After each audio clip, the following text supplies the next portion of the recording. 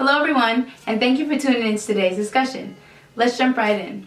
In the early stages of your business is when the role and status of the middleman rears its head into some, if not all, your business inquiries. Is the middleman the best thing for your business? What are the pros and cons? Coming up now. A middleman, as most would know, is someone who has the resources or connections to do something that you cannot do. This person may be the owner of the resources used for your current business venture or the contact for your next big connection. Let me let you guys in on a big secret. Most of the time, we can do exactly what the middleman can do if we just remain patient and we remain driven. So let's get into the pros and cons. This can be a positive or a negative for the middleman. I know you think you know your middleman, but have you ever thought of how your industry or related industry perceives your middleman?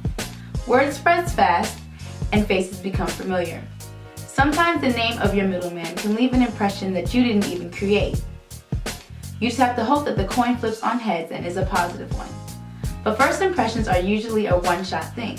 Are you willing to take that risk? This one is a pro of the middleman. The saying, sometimes it's not what but who you know, is absolutely accurate.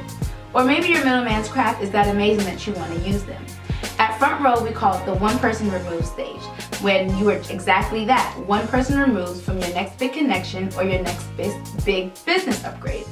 And that one person that separates you from the two is your middleman. One thing to note, your middleman, potential connections, and everyone else can tell the difference between a genuine tactic versus an I want to use you tactic. Be genuine but strategic in your approach for networking and it'll take you much further.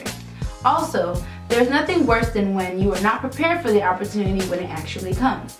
Use your middleman for connections, but be prepared when your connections actually start calling. Ever hear the song, "It's My Party and I'll Cry If I Want to"? Well, some people want to see you do just that. Cry at your own party. We are often naive, but sometimes there comes a point where our success becomes too much for our middleman to handle. And now our middleman no longer supports us. And that also means our middleman's resources no longer support us either. So because we didn't invest in ourselves, we now have to use substitutes that lessen the quality of our product to our audience. Should our business fail because of the death of the middleman? It shouldn't.